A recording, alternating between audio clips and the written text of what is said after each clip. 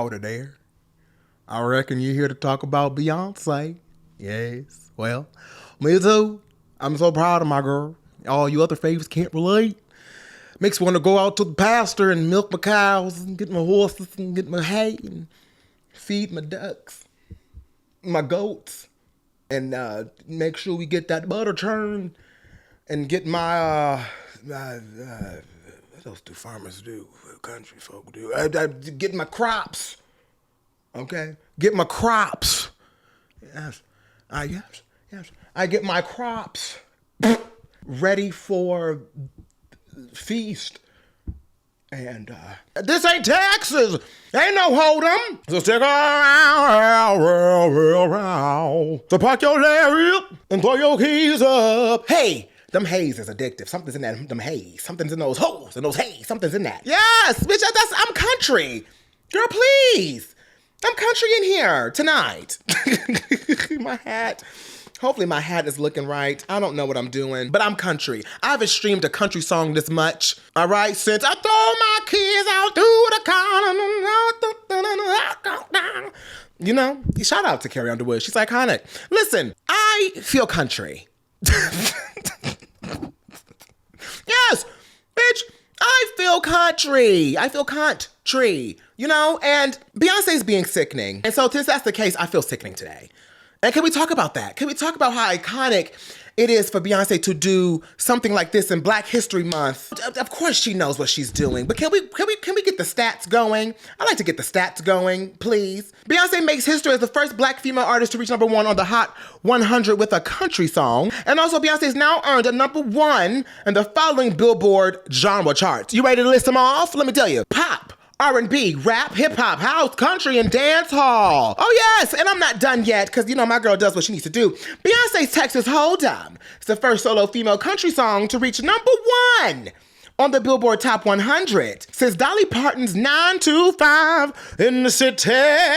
And also, Beyonce and Mariah Carey, the iconic Mariah Carey, are the only artists in history to reach #1 on Billboard Top 100 in 4 different decades. Because you know why?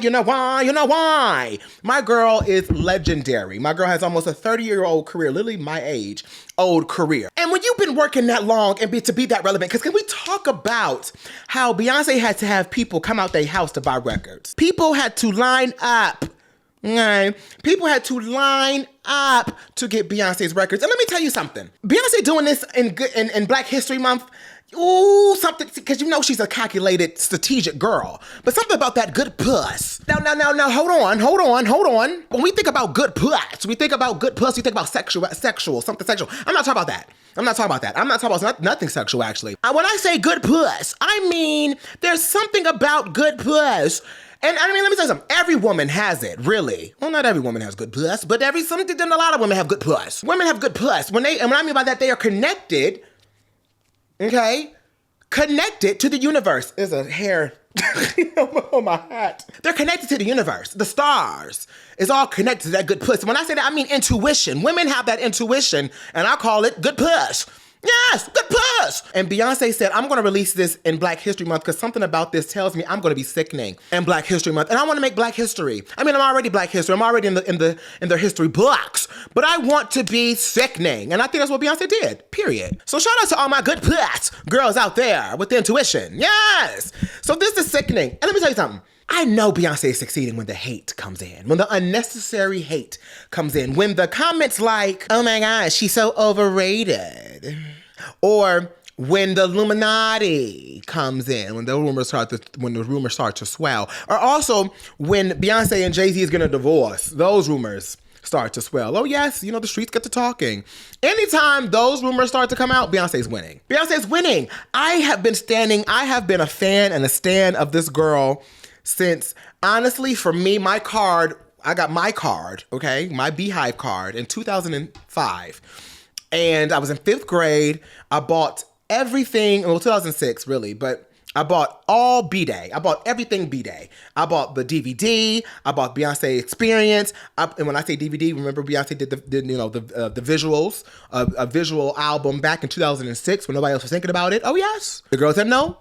I have been standing this girl for a long time, and I've seen the rumor mill go every time she's successful. Every time she's successful, the rumors get to going. And that's the only time I notice she's really, really going somewhere. When the rumors start to come out that she is overrated, she's getting a divorce, or the Illuminati. Those three go crazy. But this time we got the radio stations coming out saying, oh, we love Beyonce, but, we can't really support this because this is a pop record. Is it?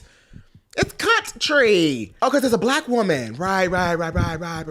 Because, they try to say black people don't belong in country. Even with BET. Uh-oh.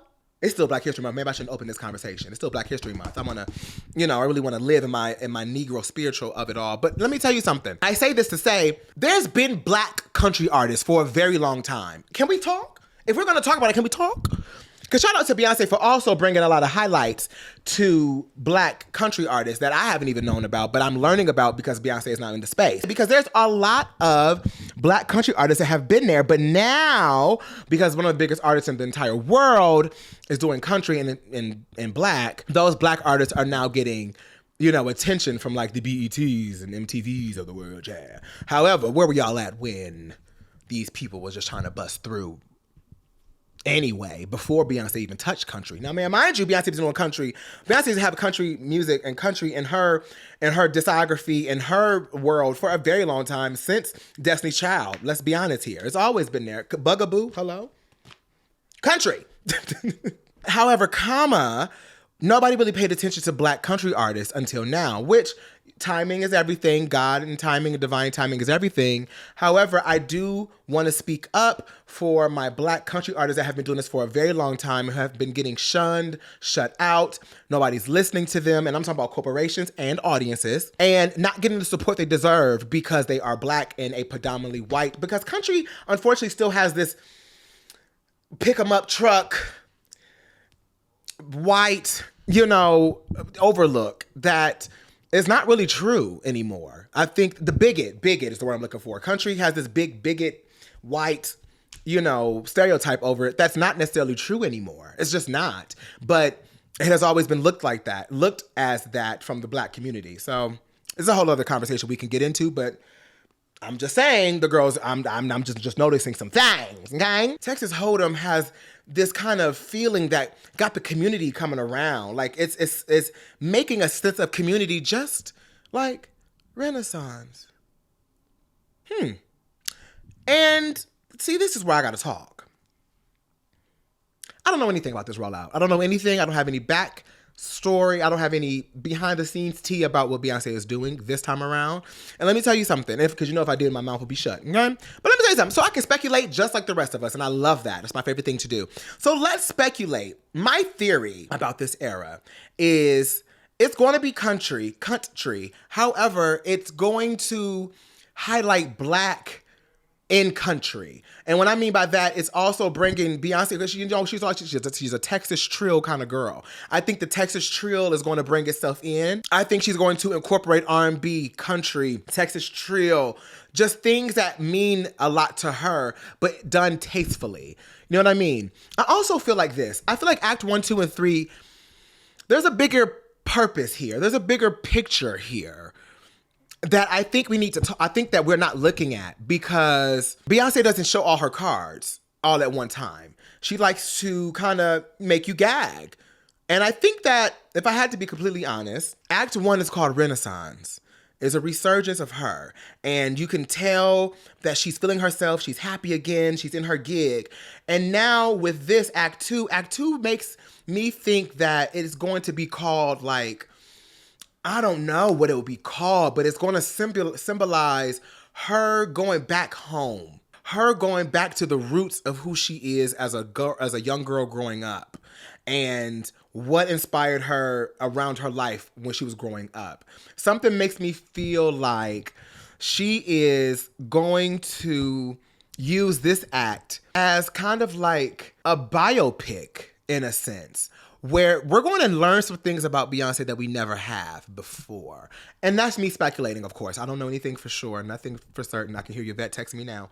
But I don't know what exactly that's going to be, but I feel as though Act 1, Act 2, and Act 3 are going to mean something that is a bigger picture all around. And it's not meant for us to see it all at one time. I think there's going to be multiple sides to her with this act that we're going to be gagged about. And I mean gagged, girl. So that's just my theory. And I feel like Act 3 is going to be like the closing of everything. It's going to kind of wrap everything together. And I'm not even talking about the musical styling of everything from each act. I'm just thinking about what each act is meaning. Renaissance, she was free. She's felt free. She felt like she didn't have to overwork herself like a workhorse. I feel like Act 2 is going to do something to kind of show from Renaissance, why it was called Renaissance, why this new one is going to be called, I don't know, but I feel like it's going to do more of a biopic-y type root of what Beyonce is. You may think you know Beyonce, but you don't know Beyonce type album. And then Act 3 is going to be something that wraps it all up together. And then she's going to retire. That's what I feel. I feel like she's going to do Act 1, Act 2, then after Act 3, we won't see Beyonce for a while, which is why I think she's releasing Sacred and, you know, the perfumes and whatever else she has coming out business-wise that she can kind of do from home and enjoy her kids growing up. But that's what I feel like this era is giving. I think this era is also going to be more commercially successful than Renaissance. I hate to say it, but I do. I do feel like this is going to be more commercially successful only because from the GP, the general public, and this is me talking to people in the regular world, right? That don't just hyper fixate on music like us. Girl, do you know some people don't know Renaissance came out besides the tour? Do you know that? Do you know that some people look at Beyonce like her last album was Lemonade? A lot of people that's in general public, they are looking at this project as Beyonce's comeback. Like, oh, this is Beyonce's comeback. Oh my God, in this country? This is fab. Now, mind you, Texas Hold'em has already sold 500,000 copies. So it'll be platinum before you know it in 2 weeks, by the way. Fastest to ever do it in 2024. If she keeps her foot on the neck of this, of being outside, being social with her fans, because let me tell you something, B, and I'm gonna tell you this publicly. Beyonce needs to be outside. B, you know I love you, girl, but this is a call. This is a video call, and I like to call my girls. You need to be outside, and I like how you're outside right now. This is perfect. You need to do more of that. You need to be more interactive with your fans. We want to know you more. If these acts, in my mind, are going to really give us a piece of who you are and let us into your world just a little bit, I think the super mysterious of it all, and the super like, you don't really know what I am of it all, gotta come down just a little bit. Because we're in an era now that we want to know you as a person. And the connection is what going to really sell the music, but also sell whatever else you're selling too. And I'm not saying for her to sit down and do interviews and tell all her business, but just more, you know, how she stopped and signed the pictures with the paparazzi and stuff like that. We want to see more of that. We want to see more of that. We want to see you really be human. And this is coming from somebody that met this woman, okay? And I know her, like how behind the scenes, goofy, funny, sweet, very human, very human. Beyonce is one that I promise you, when you, and people, how everybody be like, I can't look at her in the eyes, When you meet Beyonce, you'll be like, you're a regular human just like me, just a lot of money, just a lots of money. But nonetheless, very much human.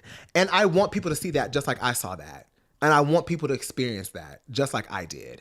Because you are so human and you are just talented, but very human. I think that's what these acts are supposed to do, but I want you to be outside more with it to push it. Does that make sense? That's all. That's all I'm saying. And I love how you're doing that. And I want to see more of it. I just want to see you more outside. And I don't want you to release this album and just barely promote it, you know, like Renaissance. Po Renaissance. Oh, Po Renaissance. Jesus. But it still did. I mean, she's still sickening. But, you know, also, have you noticed something? Beyonce hasn't released any visuals for no songs, but yet they're doing so well. Is she doing something new? Now, I don't know if she's going to do any visuals. I don't know anything about that. However, is she maybe making something new in the industry? I remember back in 2015 when she made Life Is But a Dream, and she said, everybody is so fixated on popping out, and nobody cares about just the music anymore. And I feel like she's doing these acts without releasing the visuals to prove a point, to prove that you can release just music and let the music speak for itself without having to make music videos all the time. Because, I mean, this woman is literally synonymous with music videos, so we expect that. But I think she's giving us something to kind of sit down and just listen to the music and enjoy the music within your own, you know, heart and what that music makes you feel. And I think that's what that's for. You know, I think that's what she's leaning into. I could be wrong. The visuals could be coming before we know it. And speaking of, whenever you want to put, you know, the Renaissance film on streaming, we'll be really grateful, girl. We are hungry to watch that in my comfort of my own home. I'm really, really waiting for that. All right, Tie-Dye's Army and Beehive, let me know in the comments below what you guys think about these acts. Do you have some theories too? I want to know. Also, what do you think the title of Act 2 is going to be? We only got, 30-something days left?